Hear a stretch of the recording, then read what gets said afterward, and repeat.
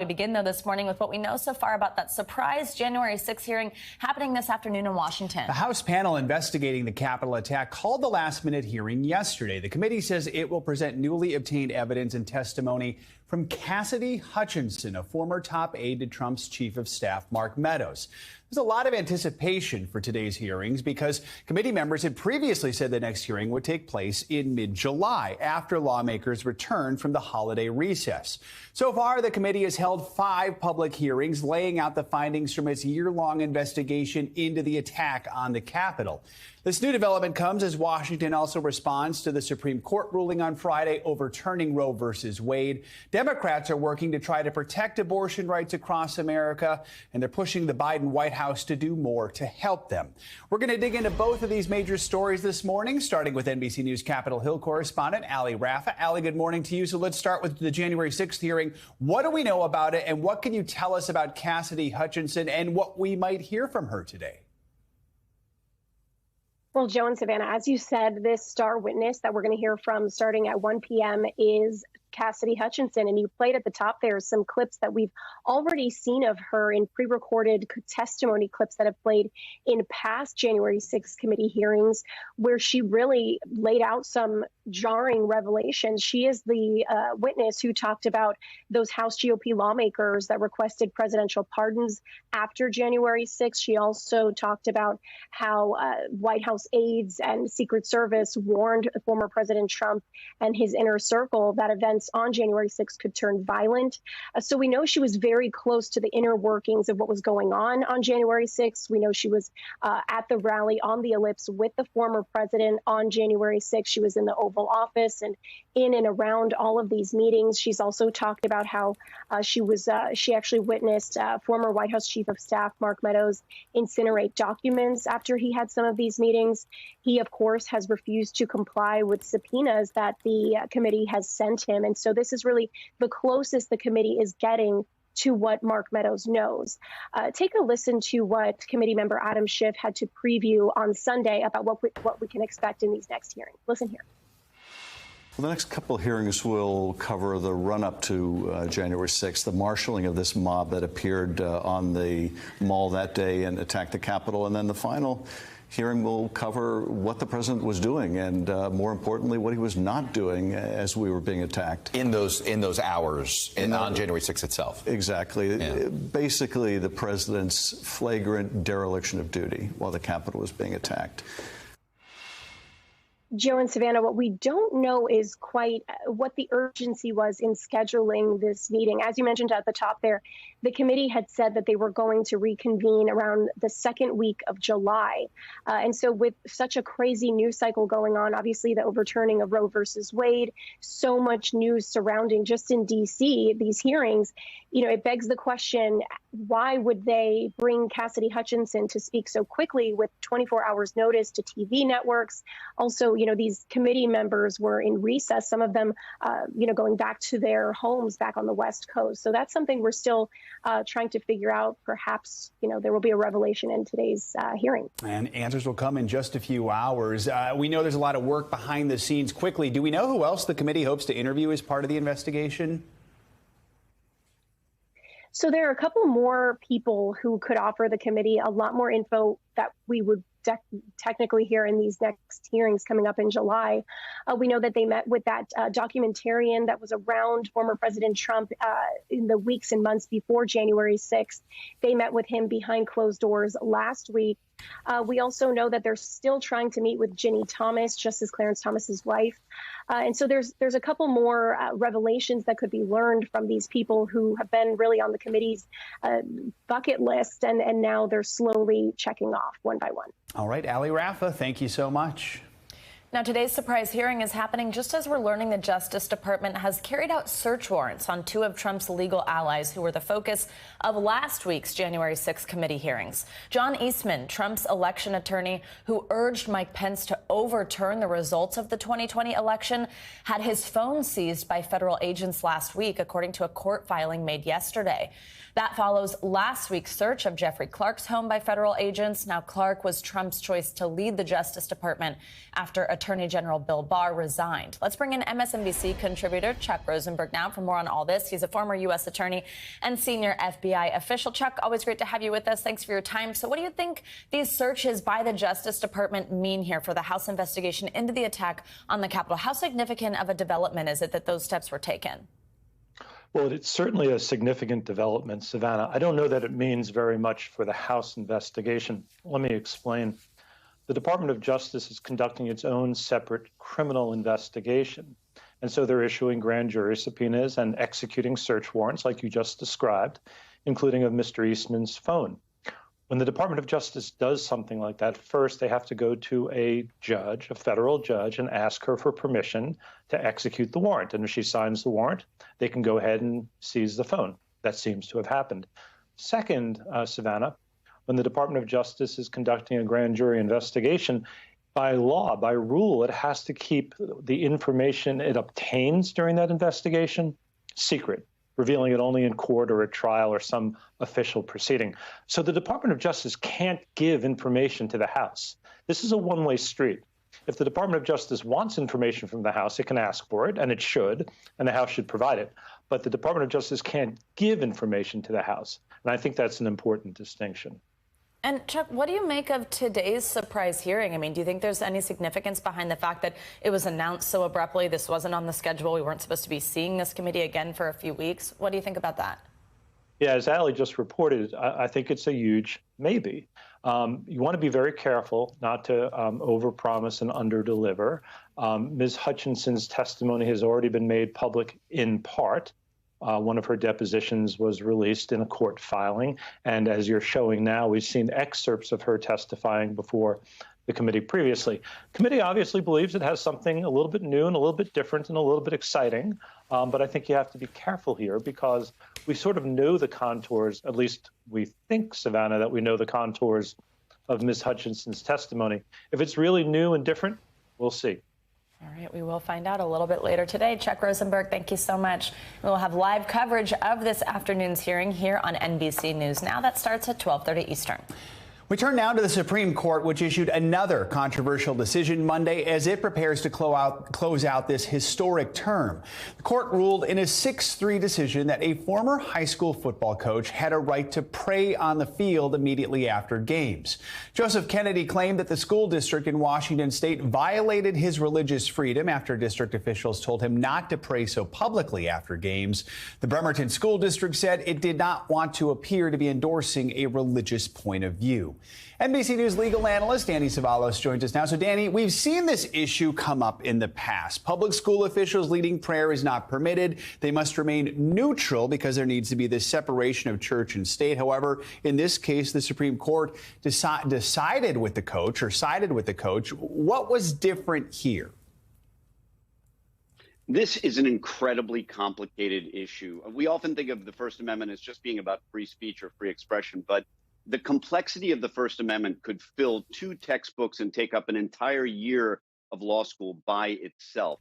So in this case, the key was whether or not the coach was speaking on behalf of the government, which would make his speech much more regulable, I guess you would say, or was he privately praying by himself? Now, here's what's really interesting about this case, too, is that by the time you get to the Supreme Court, we're normally not talking about factual disputes. There are purely legal issues that the court decides, but this was a rare case where the facts were in dispute by the time it got to the court. On the one hand, the coach's way of framing the facts were that he gave a private prayer essentially by himself at midfield at the end of the game. But I mean, photographs submitted by the other side, by the school district, really counter that narrative, showing that the coach was kneeling or standing at midfield with students and players all around him, which really went to the issue of whether or not this coerced the students. At the end of the day, this was about the First Amendment versus the First Amendment, the rights of the coach versus the rights of the students to not feel pushed into having to pray. Let's talk about Friday's big decision, the battle over Roe versus Wade. It's now shifting to legal fights within each state. A judge in New Orleans temporarily blocked the state's trigger law ban on abortion after abortion rights activists challenged it there. Help us understand, what was their argument? Now that there is this temporary block, what is next for the case there? Yeah, these injunctions or temporary relief are just that. They're really just a court stepping in and saying, okay, let's just maintain the status quo. Let's hit the pause button while we figure out this case on the merits. It doesn't necessarily mean a particular party is going to win. In this case, the challenge to the law is not based on Roe v. Wade. Instead, it's based on constitutional vagueness. In other words, a law is constitutionally vague and therefore no good if it doesn't specify what exactly is prohibited. For example, if a city passed an ordinance saying, hey, you can't just loaf around or loiter on city grounds. Well, that's a little vague because it doesn't exactly tell us what is prohibited. And that's the basis of the challenge here to the Louisiana law. Doesn't mean they're going to win. It just means the coach is saying, well, there's enough here for us to say pause, and then we'll let this litigation run its course. So the Supreme Court still has to issue decisions for 4 more cases in this term, but really it's already issued the most anticipated opinions last week, the abortion one and expanding gun rights. So looking at these decisions, let's talk about what we can expect from future terms. Could we see even more seismic decisions? And do you think the court has maybe given some conservative lawmakers a roadmap for other hot-button issues?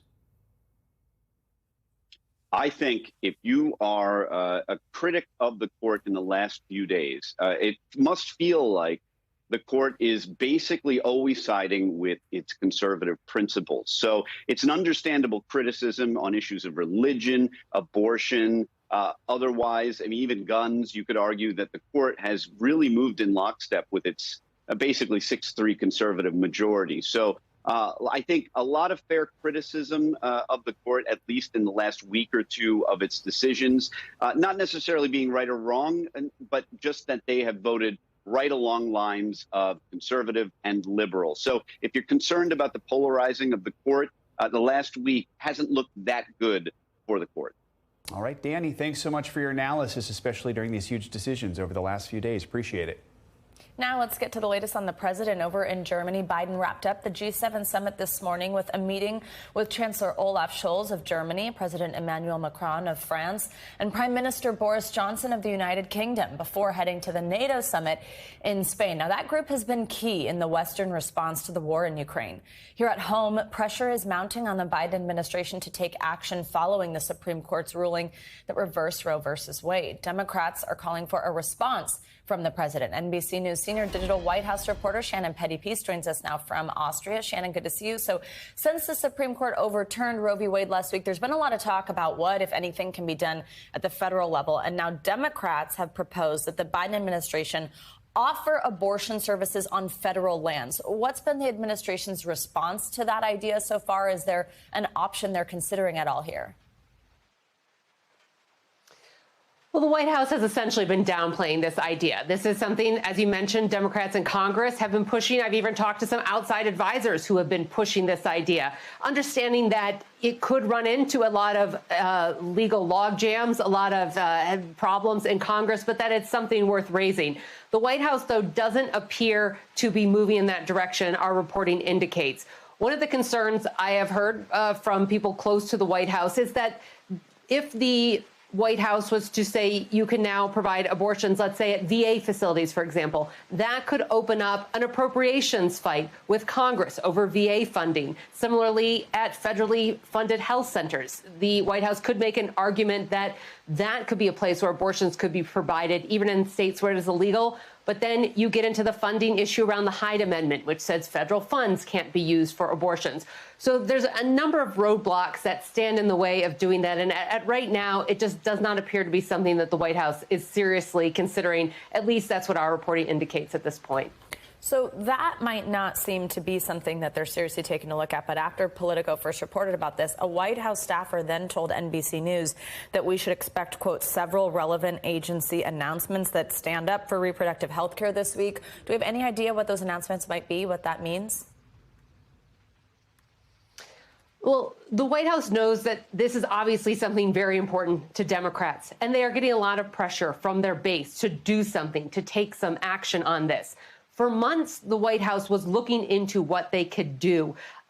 There is a sense, based on our reporting, conversations I've had, that they've really done the bulk of what they can do. There was a letter, for example, yesterday from HHS reminding providers in the Obamacare program that they have to provide contraceptive services if they are part of that insurance program, for an example. The White House has talked about wanting to ensure that there's access to abortion pills or other emergency contraception. But we're not getting a sense that there's going to be any big policy shifts or changes coming from the White House, despite the pressure that they are under from Democrats, and that any announcements coming are really going to be things on the margin for the time being. And Shannon, there is this growing frustration among Democrats because nothing's been done. What's the Biden administration's sort of general response to that frustration? Well, I mean, it has been interesting because, as you noted, the president is here in Europe talking about Ukraine and Russia and China, the global economy. We have not heard from him at all on abortion in this meeting. A reporter shouted a question at him during a photo op about whether abortion had come up at all in these leader meetings, and he essentially said no. There will be a press conference on Thursday. I am willing to bet that that issue will be raised by the reporters who are in the room. So that will really be the president's first chance to respond in recent days to everything that's unfolding back home while he's been focused on the foreign policy issues at hand here in Europe. All right, Shannon Pettypiece, thanks so much. Now to a disturbing discovery in Texas. More than 40 migrants were found dead in the back of a tractor trailer outside of San Antonio. Police say someone who was working nearby heard a cry for help and called police. 16 people, including 4 children, are hospitalized this morning. They're being treated for heat stroke and dehydration. Temperatures in San Antonio climbed to more than 100 degrees yesterday, and police say there was no water or air conditioning in that truck. So the plight of migrants seeking refuge is always a humanitarian crisis, but tonight we are dealing with a horrific human tragedy. The Department of Homeland Security is investigating. So far, 3 people have been taken into custody, and police say it's unclear, though, whether they are connected to this incident. British socialite Elaine Maxwell is set to be sentenced today for her sex trafficking conviction in connection with the abuse of underage girls by late financier Jeffrey Epstein. Today's sentencing in a Manhattan courtroom comes nearly 2 years after Maxwell's arrest, capping off a high-profile case that stretched across several countries with allegations dating back decades. NBC News correspondent for investigations Tom Winter joins us now from outside the federal courthouse here in New York ahead of today's sentencing. Hey, Tom, good morning. So it's been about 6 months now since Maxwell's conviction, and as we just mentioned, there was a whole lot of drama leading up to that. Remind us, though, exactly what charges she was convicted on and what can we expect from today's sentencing? Right, so it's a total of 3 charges that she'll face sentencing on today, including sex trafficking, the most serious one, as well as conspiracy, and then also transporting a minor across state lines for the purposes of illegal sex. And so those are the 3 things that she's facing today. It starts at 11 a.m. We expect it to last about 2 hours. 6 victims will provide their victim impact statements this morning. They've already provided some of those in written form. They're very graphic, very detailed, talks about the types of substance abuse issues, psychological issues that they've had at the hands of Elaine Maxwell in the years following their abuse. In one particular submission, Savannah, one of the victims submits photos from a hospital stay 2 times after she tried to commit suicide. She has pictures of those in her submission. It promises to be a very heavy morning. Absolutely. Now, Maxwell's attorneys are requesting a lenient sentence, about 5 years in prison, and they say she's been a positive influence on other jail inmates. They've also said Maxwell shouldn't be sentenced as a, quote, proxy for Jeffrey Epstein. Tell us more about all that and how federal prosecutors are responding. What do you expect to see? Well, what you just keyed in on there, the idea of her being sentenced as a proxy for Jeffrey Epstein, who, of course, was charged with and believed to have committed most of the abuse here. That's something that they've been harping on throughout the entirety of the trial, and again here at their sentencing submission, as well as the conditions that she's been under while she's been detained leading up to this trial and since then. But prosecutors say, look, this is somebody who groomed and brought these women to Jeffrey Epstein to be sexually abused. As a result, they're asking for what amounts to, or is actually, a life sentence. She's 60 years old. They're asking for 30 to 55 years. So it amounts to a life sentence. The probation department, they suggest 20 years, Maxwell's attorneys are calling for approximately those 5 years. Probably not going to get 55, but certainly not going to get 5 either. That's at least what legal experts expect. And Tom, Maxwell was placed on suicide watch last week. What can you tell us about that? And do you expect that that's going to impact the hearing today at all? Right, Savannah. So this came up on Friday. Apparently, she emailed the Inspector General for the Bureau of Prisons, which runs the facility where she's being housed in Brooklyn, New York, saying that she felt that staff members might be threatening her health. Then a psychologist questioned her and couldn't seem to get to the reason why Maxwell came up with that conclusion. They had some concerns that perhaps she was looking to be in a jail cell by herself leading up to today's sentence, which, of course, as I mentioned, carries the potential for a significant amount of jail time. They were concerned about her ability to harm herself. So that's what happened. There was some back and forth over the weekend. At one point, even her defense suggesting that today's sentencing could be delayed because Maxwell didn't have proper access to her legal materials. Turns out she was able to get that access. So we do anticipate starting on time at 11 a.m. this morning. All right, Tom, once we know you'll be watching for us. Thanks so much.